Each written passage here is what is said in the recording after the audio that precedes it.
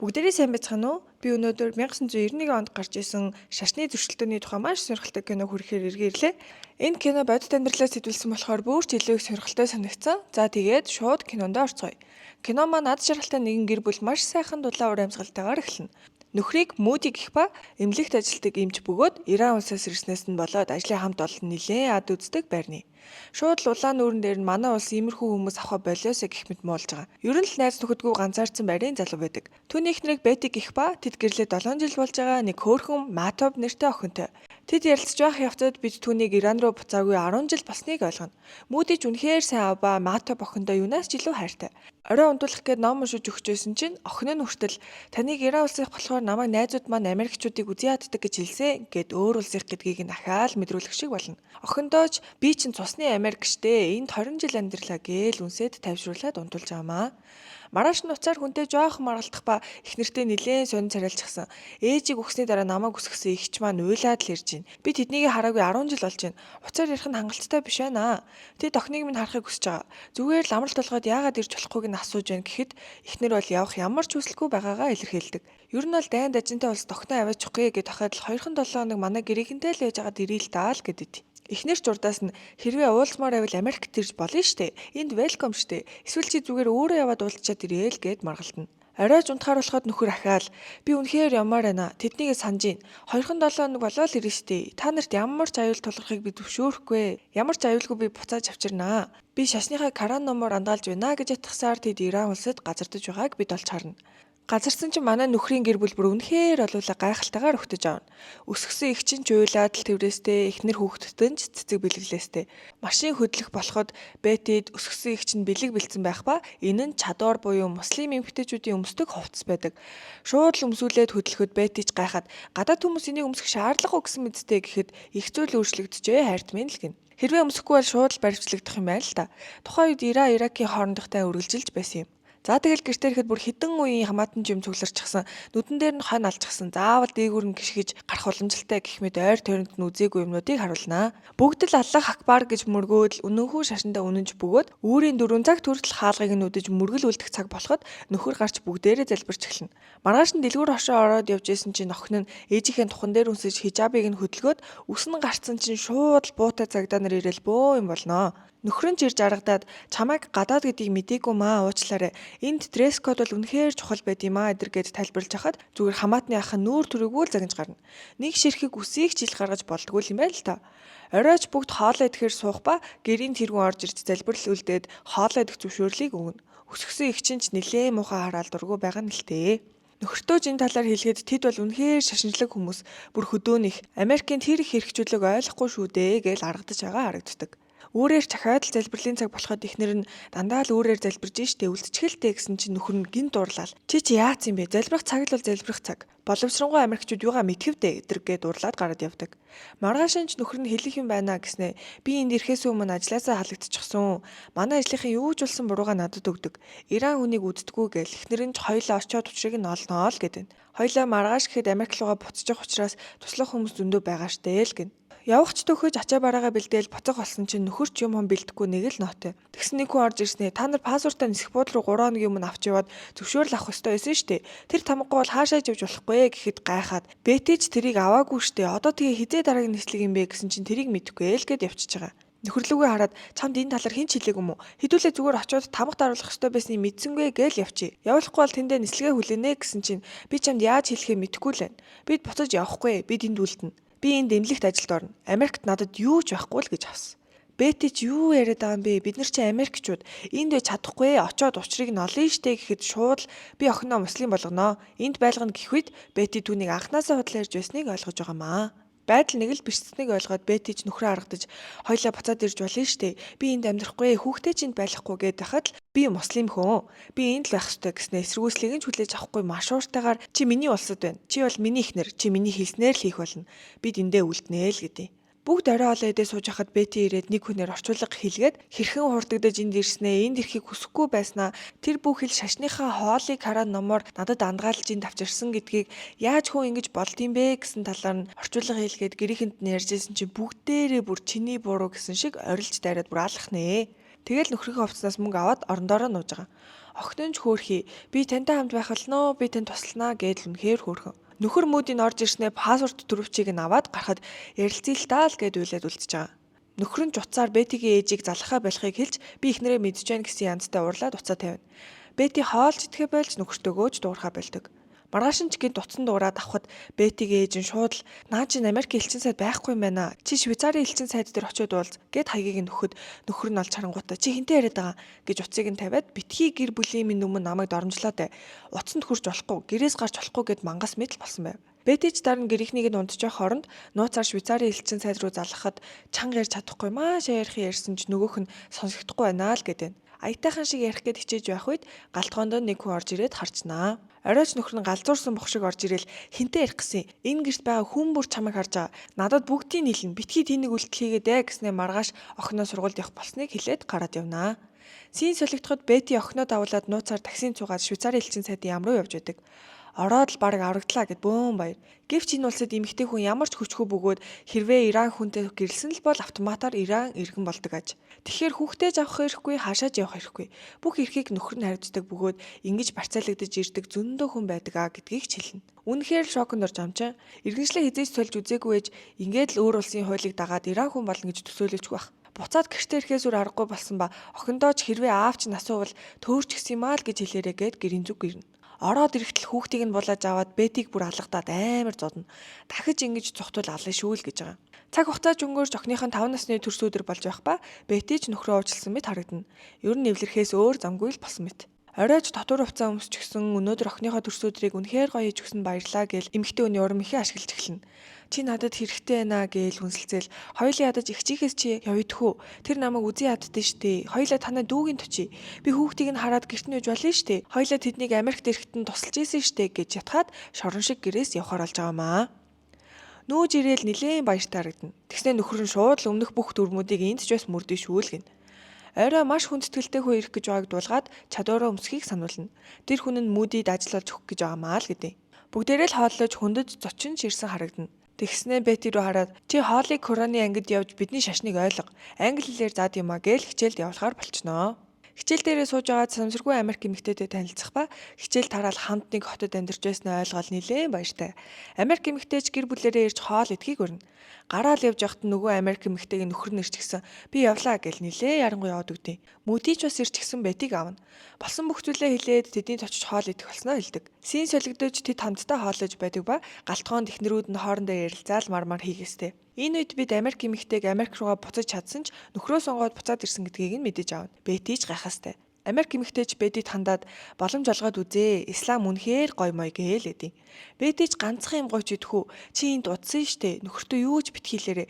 Энэ захиаг Швейцарын элчин сайдд хүргээд өгөөч төхөө. Намайг мүүдий хаашаач явуулдаггүй гэхэд эмэгтэйч туслахаар болноо. Мүүдэд ямар ч ажил олдохгүй л байдیں۔ Яагад гэвэл Америкт сурч төгссөн болохоор аль ч имлэг авахгүй байгааг сонсоод бөөр. Бетид сонсч ирсэн өнөөдрийн орой хоолнд идэх хүнс байхгүй байна гэсээр нөхрөө аргалж агаад харж байгаа хүүхдтэйгээ дэлгүүр явахаар болчихно. Нөхөр нь ч бөөн анхааруулга өгөөстэй. Уцаар ярих гээд мөнгөө зоос болох гэж нилээн л үзнэ. Дэлгүүрүүдээс ч асуугаал. Тэгсэн чинь нэг залуу хөөх чи Америк юм уу? Би Америктаас байсан шүү дээ гэснээр уцаар ярих гэж байгаа л энүүгээр ярьчих уу гээл сайхан сэтгэлээр тусалтیں۔ Швейцарын элчин сайдтай уцаар ярих бөгөөд гэрэлтээ салгуулад явж болох ч өөрт нь ямар ч ирэх байхгүй бол охиноо үлдээх ёстой ойл болдیں۔ Үгүй гэсээр л уцаа таслана. Сайхан сэтгэлдээ залууж уцаар ярих бол энд ирж байгаарай л гэдэг. Дараа нь нөхрийнхөө дүүгийн их нэртэй хүнс цуглуулж явахдаа будаа аваад ирэй гэж бултаад нөгөө залуугийн ажил дээр ороход чам туслах хүн байгаа гэд хойд өрөөлөгөө дагуулад орно. Тэнд нэг эмэгтэй байх ба чи охинтойгоо зүхтах гэж байгаа бол энэ нь маш аюултай гэдгийг анхааруулах бөгөөд манайх маш олон хүнийг зүхтаалгаж тусалсан. Миний дугаарыг цээжлээд наа цаасаа хай гэд явуулдаг. Гараад ирэхдээ ч хайгаад бөөн юм болж байхад будаа авсан юм аа гээл аргалж байгаа. Гэртээ ирэхэд охин нь ээжигээ санаад хичээл дээрээ өдөржингөө уйлсан байх бөгөөд цаашдаач Бети хичээлд нь хүргэж өгөөд хүлээж сухаар болно. Нөхөр нь юунээс өөр аргагүй болсон болохоор бүгдээрээ чамайг харж байгаа шүү. Тэнийг юм хийвэл гэд байна. Охиныгоо ийм байдалтайгааг харсан Бетич чи өрөвдөхгүй байна уу гэд байхад л ислам бол миний өгөх хамгийн том бэлгээ л гэд байна. Охиныхоо хичээл дээр ирчихсэн хичээлийг нь харахыг хүлээгээд сууж исэн чинь шууд л бөмбөгтөөд сургууль эмх замраагүй байдалд орно. Бүгд л гүйлдээл дээгүүр нисдэг тэрэг яваал нилээ амир. Бүгдээрээ доор нуувчинд орчихсон өмхөлцөг агарах гэж байгаа штэ угаасаа. Бүх зүйл тайван болоход мүүдийн ирж охиноо твэрснэ. Америкчууд энэ бүгдийг хийж байгаа. Хин зэвсгээр хангаж байгаа гэж бодож байна. Америк л энэ бүхэнд буруутай л гэд орилоод өгдөө. Сийн солигдож Бетиг шашныхаа хичээлийг тарчгаад гараад ирсэн чинь нөгөө Америк эмэгтэйгийн нөхөр нь учиргүй уурлал эхнэр хүн нөхрөөсөө юу ч нуудгүй юм холгон яв гэж орилоод нөгөө цаасыг нь шидчихнэ. Нөгөө Америк эмэгтэй ч зөндөө зодулсан харагдана. Үргэлжлүүлээд охиныхоо хичээл дээр сууж байхад бөөн ээжнэр цуглараад хил нэвтрэлцэхгүй ч ярилцах гээд л оролдоод байна. Иранд нөхцөл байдал муу байгаа болохоор уучлалгсмээр байна. Бид чамд туслая. Чи жоохон оройтод ирж болноо л гин. Боломжийг ч ашиглаад нөгөө тухтаалах гэж байгаа ахтай нуулзах бөгөөд газраар хэрхэн цугтдаг тухай зааж өгнө. Тэгснээ хамгийн гоё нь чи охинтойгоо эрүүл сарвал очиж явах юм бол төлбөрөө доллараар хийж болноо л гэдэг. Баярлаа гээд л охиныхоо сургууль дээр ирэхэд нөхөр нь ирсэн шууд барьж аваад хаана нэсийн чи гээд бүр нүүр нүдгүү зодож өгнө. Бүр охиныхоо өмнө зодоод улаан цагаантаа гарцсан л байж гин. Таксита гэрийнхээ өмнө ирээл мөнгөө төлхийн оронд Бети ахаал цухтана. Хар урдаараа гүйж агаад уцоолоод Швейцарын элчин сайд руу залгаж намайг тэр алхам ээжтэй туслаачтэй л гэдэг.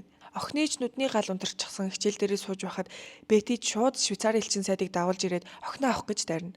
Угаасаа л өгөхгүй штэ. Нөхөр нь л авахгүй бол өгөхгүй л гэж байгаа. Мүүдийч ирээд тэр хоёрыг аваад явнаа. Гэртээ очиход уламл мангас шиг болсон нөхөр нь асуулт асуухыг нь хүртэл хориглоод эхэлнэ. Гэртээсэн бүх утсыг тасалж хаяад охиноо аваад шууд Бетиг түгжиж эхнээ хөрхий. Хичнээн миний охиныг битгий авч яваач гэж орилсон ч яваад л өгнө. Тэгээл бүр ичгээ байцсан охиноосоо байцаал давал ээж чи хаагур дагуулж явсан. Төөрөөгүй гэдгийг чи мэдчихийна гэж орилол охин ч төөрсөн гэж орилол нилээ маргалдаж байхад ихчин нэрж охиныг нь аваад болиулж байгаамаа. Бетич гэртээ түгжигдсэн байж хахад гинэт бөмбөг дэлбрээд охиноо бодоод л шаналаастай. За киноныхын дүнээр ганц сайхан усны реклам явчих. Манай Ара маань цоошин кола усталсан байна. Бидний удаг колаг орлож чадах байгалийн гаралтай стевиа навчаар сахарыг нь орлуулсан газтай ус юм байна. Нэмээд өнгө оруулагчгүй хими ямар ч бодисгүйгээс гадна витамин D-гээс ахуулаад эрсээр баян хоргоожүүлэгчтэй хүний биед хамгийн эрүүл зөв сонголт гэдгийг хэлэхэд таатай байна. За үргэлжлүүлээд кинонд орцгоё. Мүүдийч дэлбэрэлт болсныг мэдээд амьд гэдгийг шалгахаар охиноо дагуулад хүрээд ирнэ. Бөөндөө тэрвэрлдэл уйлж амжаа. Энэ явдлаас 6 сарын дараа охин мотав 6-наас хүрч байдаг. Бүгд л бөөн баяр хөөртэй байх бөгөөд ер нь бол энд ирснээс хойш нэг жил өнгөрчихсөн л гэсэн үг. Охиноо сургуулийнх нь үүдэнд хүргэж өгөөд шууд цухтаалах гэж байгаа залуугийнх руу явна. Тэдний цухтах ихэнх зүйл бэлэн болсон бөгөөд тийшээ машинаар тийшээ завьяар гээл ярьж өгсөн. Бетиж үнэхээр баярлаж байгаагаа хэлдэг. Шинэ жил болж амьдрал үргэлжилсээр нөгөө үзий ядаад байсан их чинь Бетид бүр дуртай болсон. Тэрж аваад Бетиж нууцаар цухтахтаа бэлцээр. 10 өдрийн дараа буюу 1 сарын 28-нд бүх зүйл бэлэн болсон болохоор яаж иж байгаа охиноо аваад гарч ирэх хэрэгтэй л байгаа. Хичээлд нь явуулж байгаа юм шиг автобусандаа суугаад хүрээд ирээ. Тэгээд нууц байрандаа байлгаж байгаад хөдөлнөө л гин. Бетич нөхрийнхөө ажил дээр ирж гисэн ээжтэйгээ уцаар ярьж болдог болсон л багш гэдэг. Тэгсэн чинь аавынх нь би энэ үнэхээр муудчихсан гэдгийг мэдээд нөхөртөө хэлсэн чинь чи буц очно гэж хэлэл гэж авсан. Оройч хоолн дээр чи нэр ярьсан юм уу гэхэд тийм ээ чи ганцаар явчаад буцаа хүрээд ирэл гэж авсан. Мэдээж охиноо барьцанд үлдээж байгаа хэрэг. Охингүйгээр явахгүй гэсэн чинь л нөхөр нь уурлал эхний нислэгээр чамаа явуулна. Очоод Америкт байгаа бидний эд хөрөнгийг бүгднгийн зар. Миний мөнгө болохоор би мөнгөө авмаар байна гээл явуулах гэж байгаа шалтгаан нь ч тодорхой л байдаг. Цухтаалах гэж байгаа эрэгтэйтэй уулзснаа би очоод аавыгаа арчаад ирээд төлгөөнд орё гэсэн шүү юм ярихт нь чи яасан ч охиноо орхиж болохгүй ээ. 9 настайд нь хүмүүстэй гэрлүүлчихдэг. Тэд бол тосгоны хүмүүс заншлаа л дагна гэхэд тэгээд манай нөхөр намайг цухтахаас өмнө онгоцны билет худалдаж аваад нис гэж магадгүй штэ. Төлгөө угаасаа хойшлогдохоос үр аргагүй болчоод байна гэд ярьж байхад цэргийнхээ ирээд зүгээр л гудамжинд тоглож байсан хүүхдүүдийг машиндаа чихээд яваад өгнө. Энд нь ямар учиртай вэ гэвэл дайн тулдах гэж явж байгаа эрчүүд улам залуужж байгааг харуулж байгаамаа. Цухтаалах гэж байгаа залууч чи ийм л аюултай оронд байгаа. Одоо яасан ч хойшлуулж болохгүй ээ. Чи итгэлийг нь сайн болсон байгаа штэ. Жохон л төвччихэл гэдэг. Гэртээ ирсэн чинь бас л хайцныг нь асуугаастай. Аавд бэлэг авах гэсэн чинь таалагдах юм олцсонгүй л гэхэд чи миний хэлснээр байхгүй бол охинтой ч нахиж уулзуулахгүй чадна шүү. Би 1 сарын 26-нд билет авсан. Тэр хүртэл энэ гэрээс хөлөөж гарахгүй шүү л гэдэг. Манай хоёр ч 28-нд цухтах гээд байгаа штэ. Сийн солигдож гэр бүлэрээ хооллож дуусахад мүүдийг имлэг рүү нь яралтай дуудана. Бетиж үүнийг ашиглаад би гарч аавда бэлэг авах гээд бас жоохон агаар амьсгал тийм үү гээд охиноо аваад гардаг. Игчин ч нилээ итгэдэг болцсон тэгээд гэл юу ч болоогүй юм шиг гэрээс амжилттай гарч чаднаа. Хар урдаараагүйгээл хамаг чадлаараа цухтж өгж байгаа. Уцаар яриад энэ л бидний гэрээс гарах сүүлийн боломж. Би додоо л явах хэрэгтэй байна гэж цухтаалах гэж байгаа залуугийн тэрдэг. Нөхөрлөгөө залгаал би наад онгоцонд чинь суухгүй. Цагдаад хэлээд үзээрэй. Тэгвэл би танаа эмнэлгийн хууль бус чамайг мис засал хийх хэрэггүй гэдгийг чинь хэлнэ шүү. Гээл уцаар ярьж байхад мүүдгийн гэрт бүр эрен сурвалжлах баг ирсэн юм шиг л юм болж идэв. Цухтаалгах залууч ирээд эндээс явахгүй бол тэд олоод ирнэ гээл явж байхдаа Америк гэдгээ хинт ч баригдаж болохгүй шүү. Болгоомжтой яваарай л гин. Төлгөө нь өршлөгдөөд шууд л цухтаалахаар болсон байдیں۔ Нэг машинд суугаал явна, нэг газар зогсоод өөр машинд суулгын үнэхээр л төгшүүртэй байгаа штэ. Ядж байхад баахан цагдаагийн машин. Шалган дээр ирэхэд машиныг нь эргэж тойрч харж байгаад яв гэдэг тохиог өгнө. Цааш явсаар шорон зам дээр ахин машинаа солиж суугаад яваад л байна. Нэг байшин дээр ирээд хоноглохоор болоод хувц сунрыг нь солиулаад амарч байхад нь шууд л цүнхийг нь ухаад Иран паспорт болон үнэтэй цадын ямиг нь авчина. Хэл нэвтрэлцэхгүй болохоор юу болоод байгааг ч ойлгохгүй дахиад машинд суугаад хөдлөнө. Гинтл бөөн чимээ гарч хэлийн манайчид бүр буу тулгаал хоорондоо Иранаар яриа л идэв. Жолоочийн бичиг баримтыг шалгаад явах зөвшөөрөл өгөөд дахиад цааш явна. Явсаар ахин хоноглох газартаа ирээд Бети охиноо тэрврээд унтж байсан чинь нэг өлбисэн юм ийш тийш харж ирснаа Бети дээр очиод хүчнтэх гэж оролдоно. Охин нь сэрээд тэр хоёр болиулах гэж нэлээд оролцсон ч өөр нэгэн эрэхтэй босч ирээд бойл гэж хоорондоо маргалдаад нөгөө өлбисэн юм чинь мотоцикл унаад алга болосгүй. Матах гэж байгааг нь мэдсэн болохоор шууд л машиндаа суугаад хөдөлцгөөнө. Шалган дээр нөгөө өлбисэн юм чи очсон нэг гар уруугаараа газрыг нь зааж өгөө л эд. Манай хэд ч машинаа холхон тавьж агаад харанхууд нууцаар алхаж доогуур нь шалганыг туулж байгаа харагдана. Нэг газар ирсэн тэнд нь амар шуургатай хахад нөгөө туслаад байгаа залуу нэг морьтой тэр хоёрыг олж ирдэг. Морин дээр суулгаа дахиад яваалаа. Нилээ явсны дараа нэгэн машин хүлээж байх бөгөөд нэг бодолтой юм өгөөд цааш хөдлөнө. Машиндаа нэгээд үзтэл паспорт цүнх зүйлтүүд нь байж идэв. Тэгэл явсаар нэг тогтуухан газар манай хоёрыг болох бөгөөд манай хоёр хаажгаа мэдгүй алхаж байгаад нэгэн чимээ сонсно. Тэр чимээ нь юу эсэн гэж Америкийн далбаа хийст буй чимээ. Мэдээж энэ бол Америк элчин сайдын яам бөгөөд Бети маань үнэхээр баяртайгаар хоёулаа гэртээ ирлээ гэж хэлээд элчин рүү алхасаар манай хоёр амжилттай зугтаж чадна. Энэ кинонд бодит амьдралаа сэдвэлсэн гэсэн штэ. Тэгээд яг 1986 оны 2 дугаар сарын 9-нд Америкт очсон юм байлээ. Бети бол үнэхээр алдартай зохиолч, ихтгэл тавигч болоод өөрсгөө адилхан зүйлтэй учирсан хүмүүст өөрийгөө олоход тусалдаг болсон гэдгийг харуулад кино маань дуусж байгаамаа. За тэгээд надад үнэхээр хүн яаж өөрчлөгдөж болдгийг, шашин гэр бүл гэдэг зүйл ямар хүчтэйг, хүнийг таних нэрэл хэцүү юмаа гэдгийг харуулсан гайхалтай уран бүтээл юм шиг санагдсан. Ядж хахад бодитоор болсон мөр нэмээд ингэж хуурдагддаг зөндөө хүмүүс байдгийг мэдээд нилээн гайхлаа. Та нар манаас юу гэж бодож ин комент бичээрэй. За тэгээд лайкадаарай, subscribe хийхээ битгий мартаарай. Үзэнд баярлалаа. Үнсий. Bye.